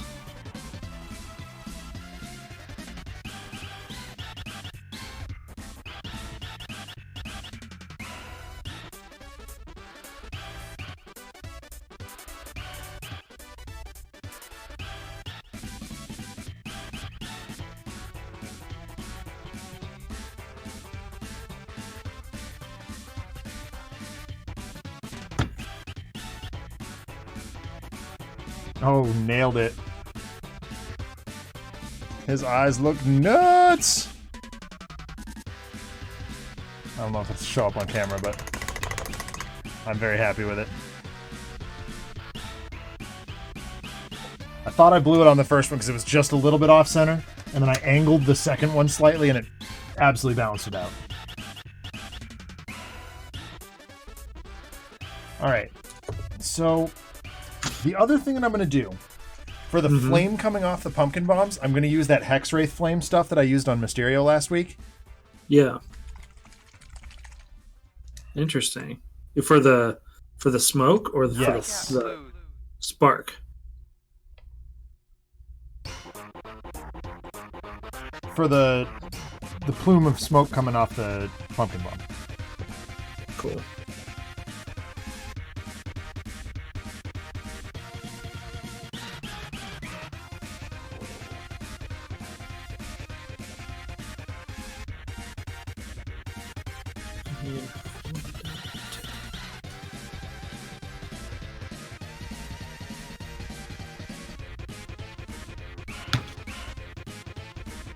For a pot of paint that I literally picked up for no reason other than to paint the Pepper Genie, it has gotten a lot of mileage.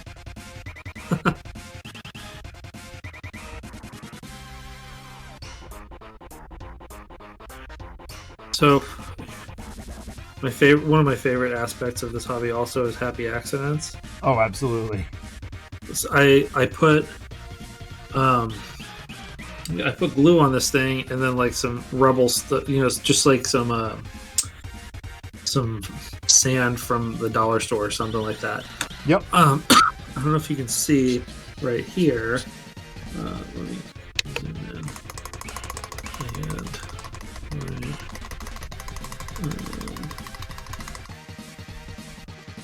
There's a little hole right here. That looks like it's a gopher hole or something. Yeah. That's complete accident. Nice. But I was like, yo, I'm leaving that. It looks really natural. Yeah. It sure does.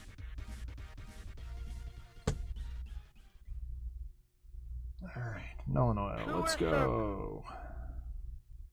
Okay, I think Sabretooth is finished.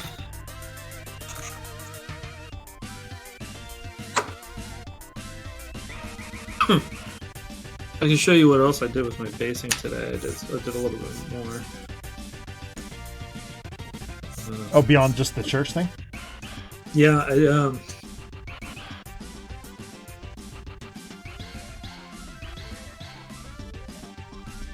So, I mean, this was simple, obviously, but I just filled in the edge of Apocalypse with Sterling Battlemire, I think, so that it doesn't have that crack anymore. So he's ready to paint. I might get him on here next week. Nice. And then Hella I did a little bit more work with because I picked up Citadel Skulls. Yep. You fed right into their lie. I did. I kind of went to town on it. That like there's so many skulls down there, and I added a bunch of rocks and fire and. That's awesome, though. Yeah. Yeah. So I think that's it's so cool for her, you know. It is, but hashtag Fire Steve or Sack Steve. Yeah. Citadel being a British company, we got to say Sack. Okay. So what was the other thing I wanted to do?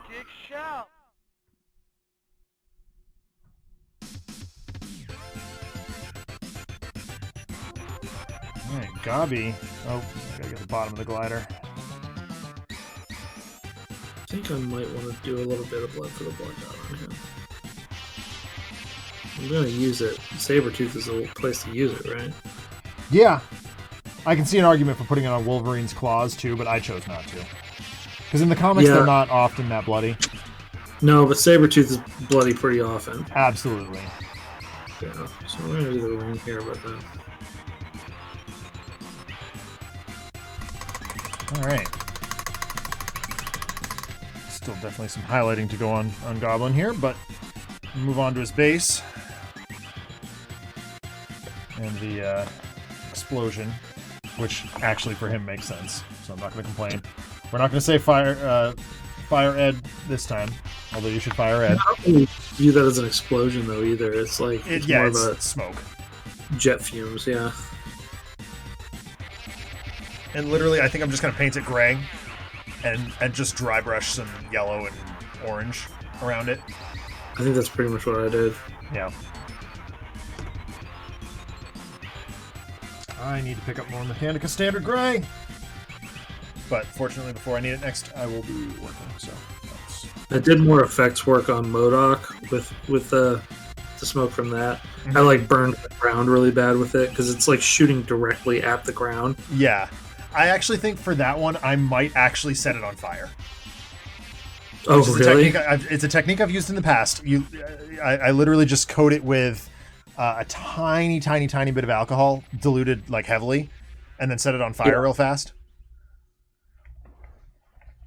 All right. If you feel comfortable with that. I used to do it on Warhammer tanks all the time, and it was a technique that was very popular amongst the guys I played with.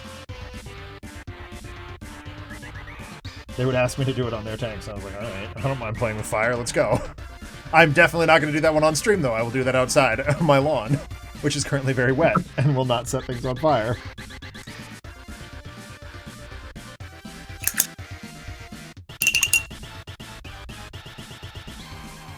Yeah, we are going to do a little bit.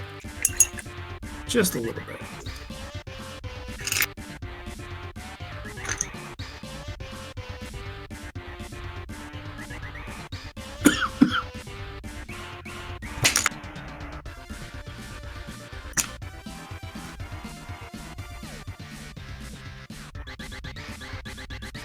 If I were making a diorama of the two of these, I might bloody up Wolverine too. Yeah, absolutely.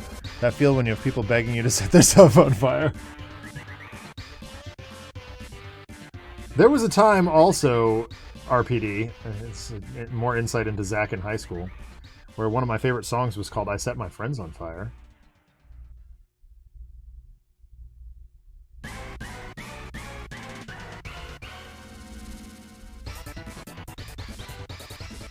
I was a weird kid in high school. Sounds like. That was by a band called Aiden, which was like about the epitome of screamo.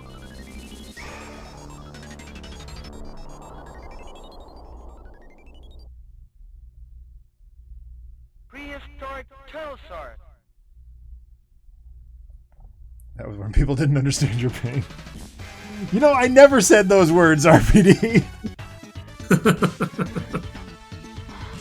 I am very fortunate to have grown up with two loving parents who wanted nothing but the very best for me. I just happen to like that music. A trend that continues.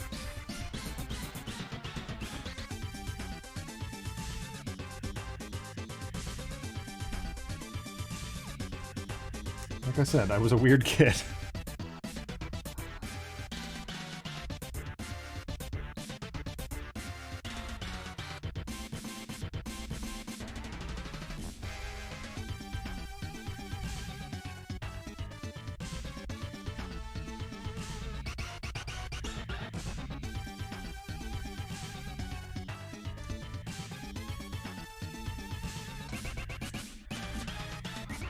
Alright.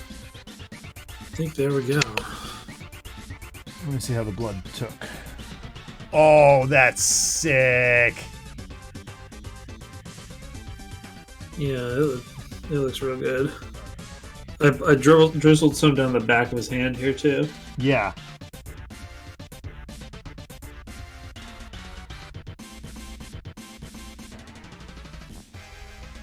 Yep, there we go. Now, face off like adults. You're both painted. I matched those colors pretty well on the base. Yeah, so you did. I think I did brown for Sabretooth's base. Just because, like, I'm trying to go... Well, this is a darker yellow than Wolverine's, but I'm talking about, like, the base colors, like the ground and the rocks and trees. Oh, yeah. Yes. Oh, yeah, definitely. You Yeah, know, okay, so you know what I might do? Fighting the same space. You know what I might do? Is a little bit of snow. Yeah, I thought about that too. Having them fight in the snow would be pretty rad. Yeah. Maybe I'll do that on my Simon ones. Yeah. Yeah, that's so satisfying. They're just ready to tear into each other now. Yep.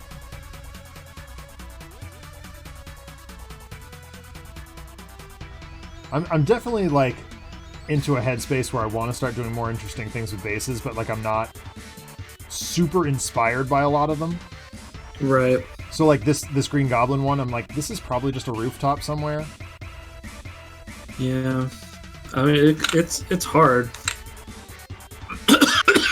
So I think what I'm going to do here is instead of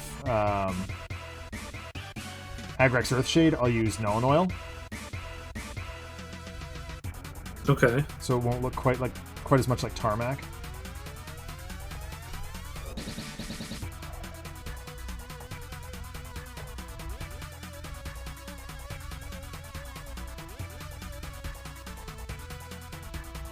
I might be about to ruin my Daredevil base. We'll see. Uh-oh. I'm trying to paint some designs on this rug. Oh. So that it looks more like a rug. Mm-hmm. But it might be... I mean, what if you just did a light dry brush of black? That give you the rug texture. Well, I want it designed. Okay, that's fair.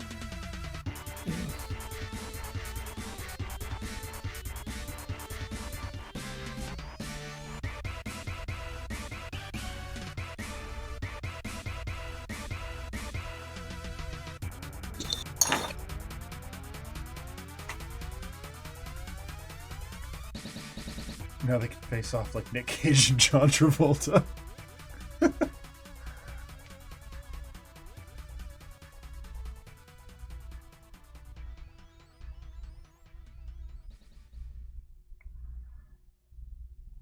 Bury my shell at Wounded Knee.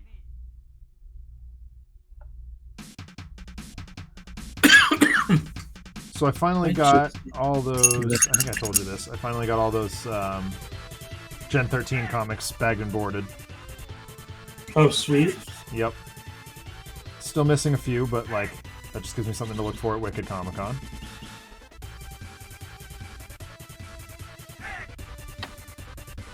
Although, admittedly, some, those issues might be tricky to find because weird 90s comic. Although not that weird, I guess. Yeah, I mean, and it's like pretty widely distributed, I think. Yeah. I think my concern comes from the fact that people won't have brought that. Yeah, maybe.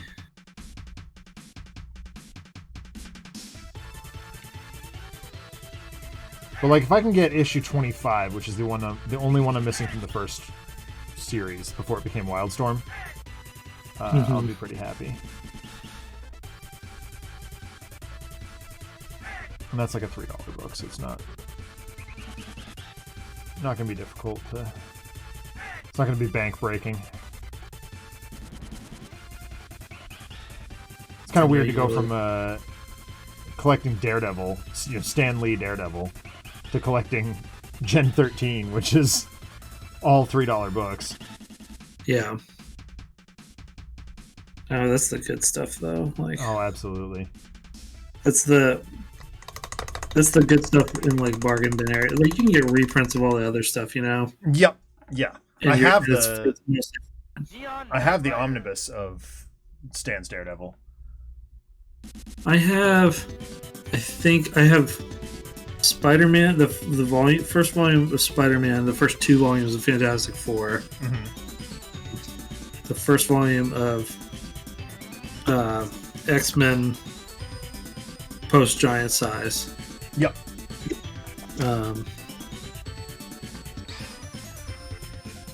Then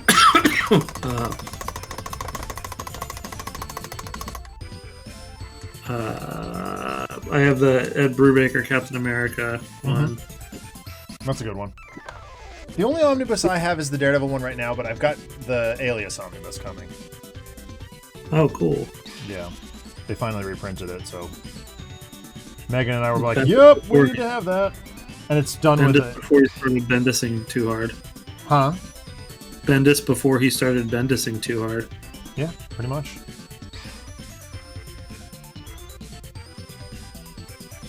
Okay, so that's not that bad.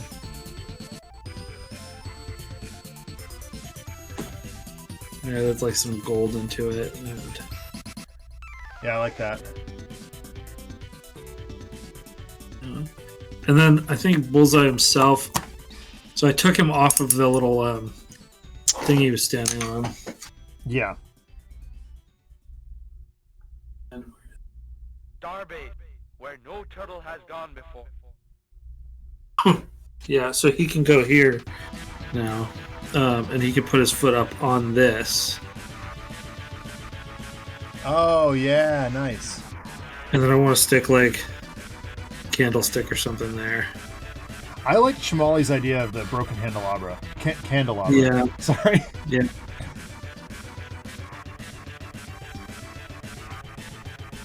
I don't do contract work for Jeremy Handel at all.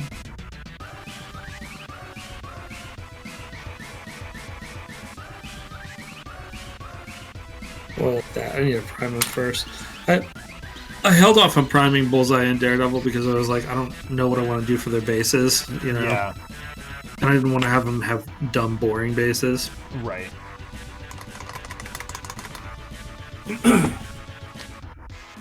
I mean, with Daredevil, I mean, obviously I did the headstone thing, but I did Bullseye so long ago that I was like, whatever. Yeah. Yeah, giant size man thing. Oh god. Go directly to. You walked right into that. Yeah. You walked right into that. Yeah, I got nothing, man. I can't even send RPD to bed with that one. That one's just too well done. Yeah. All right, so yeah, doing Null and Oil instead of Agrex Earthshade there definitely makes it look like a rooftop more than a... Oh, yeah. You might, I don't know, I think about printing things a lot, too, for this. That, you might print, like, a HVAC unit or something like that. That is exactly what I was thinking of doing, actually. I might even just sculpt that. Like, I have some random bits kicking around. Yeah, Chewy, let me show you the base I did for Daredevil. Zach's Daredevil base is really nice.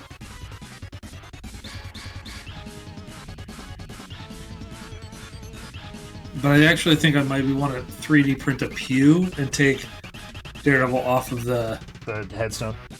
The tombstone for that, yeah. So there it is. I did pavement around it and like the tombstone kind of in a corner as if the pavement was like a walkway. And then I smoothed out that one corner, put a little bit of flocking in there. I did a gradual transition between it's Goblin Green and Xandri Dust. And then a little tuft on the corner. So, yeah. Cool. I'm excited to paint Daredevil. He was a lot of fun. Like one of the more fun minis that we've done so far. I'm really excited for that Simon Daredevil. It's a nice. Oh, it's so good, right? They did. I'm so excited for all that, especially like getting like the really nice. It's like the only good Deadpool sculptor that I've seen. Yeah, dude. Like and admittedly, like we've been talking to C27. Yeah, go for it, please do.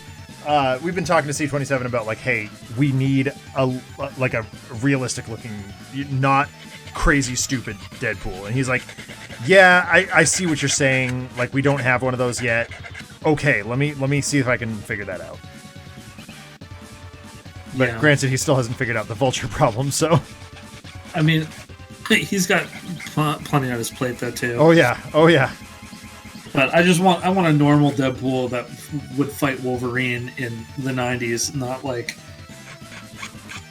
dumb Deadpool from now. Yeah, absolutely.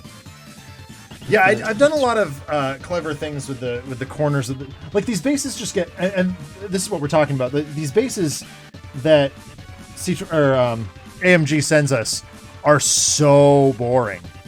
Yeah, there's so many and they're so boring. So we were just like, okay, what can we do to punch these up? And yeah, I definitely think putting an HVAC unit on there is a good call to make this look more like a roof. I'm gonna grab my Dazzler to show that off again. Oh yeah, your Dazzler is sick.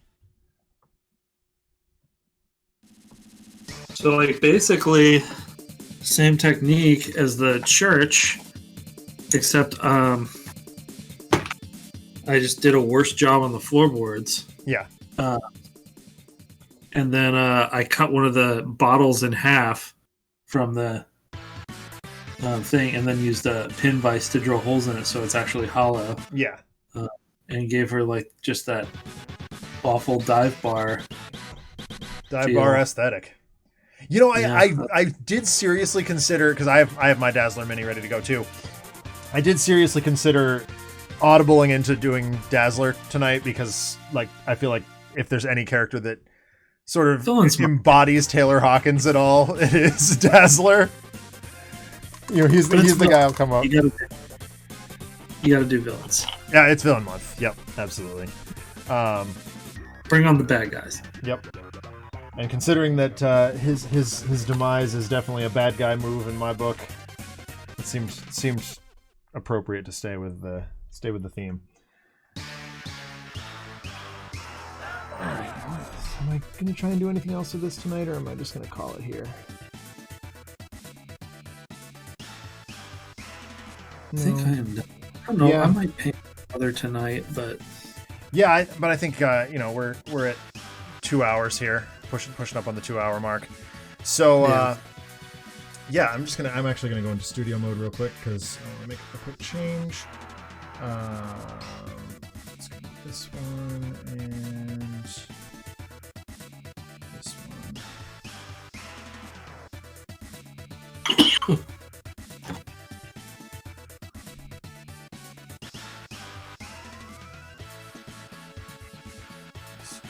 Dirtling around. Don't mind me. Everything's fine. And then we'll do...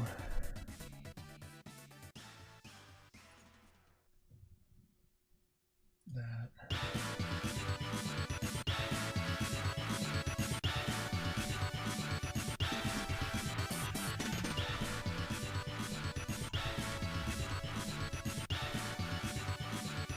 What the hell? Why won't my keyboard work?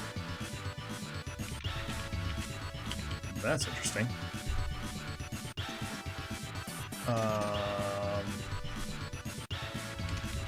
Did you break it? My keyboard's just totally dead.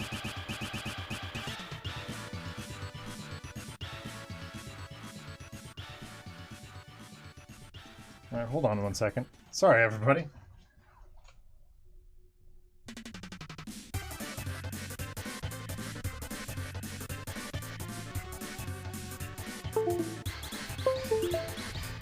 That's the right one.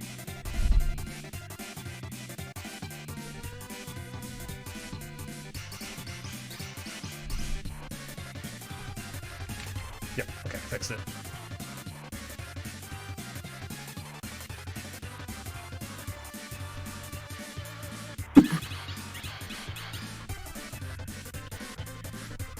Or I thought I did. Nope, it's gone out again. Oh, wait, whoa, what the heck?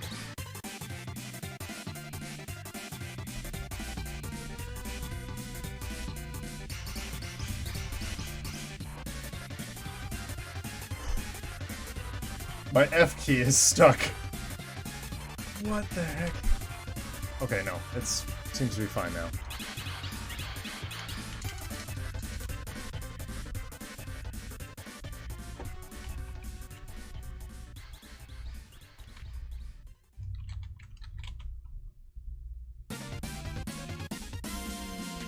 I don't know what the heck's going on with my keyboard.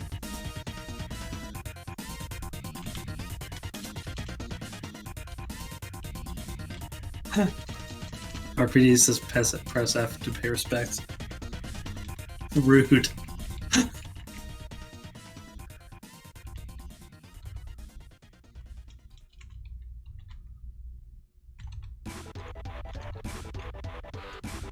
All right.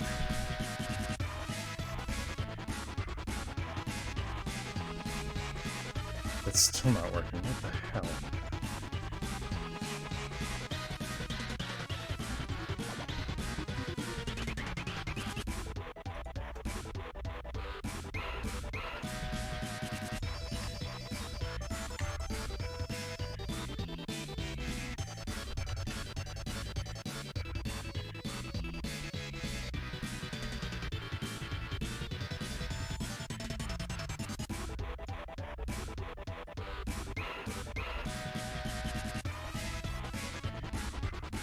Okay, so I think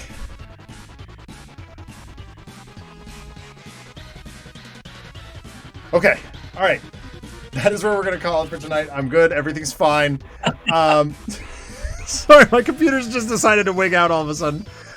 Thank you all for tuning in tonight. This has been an awesome time. Takes my mind off my absolute heartbreak at the loss of Taylor Hawkins. So from all of us here at Another Letdown Media, go listen to the Foo Fighters. Go show some love. I can't imagine what Dave and the guys are going through right now. Adam, thank you so much for hanging out with me again. This is always a good time. And thanks again for having me. Yeah, absolutely. We'll talk to you again next week. I will be live with Alex on Wednesday night for Gear Up. That's where we're playing Gears. Do Gears things.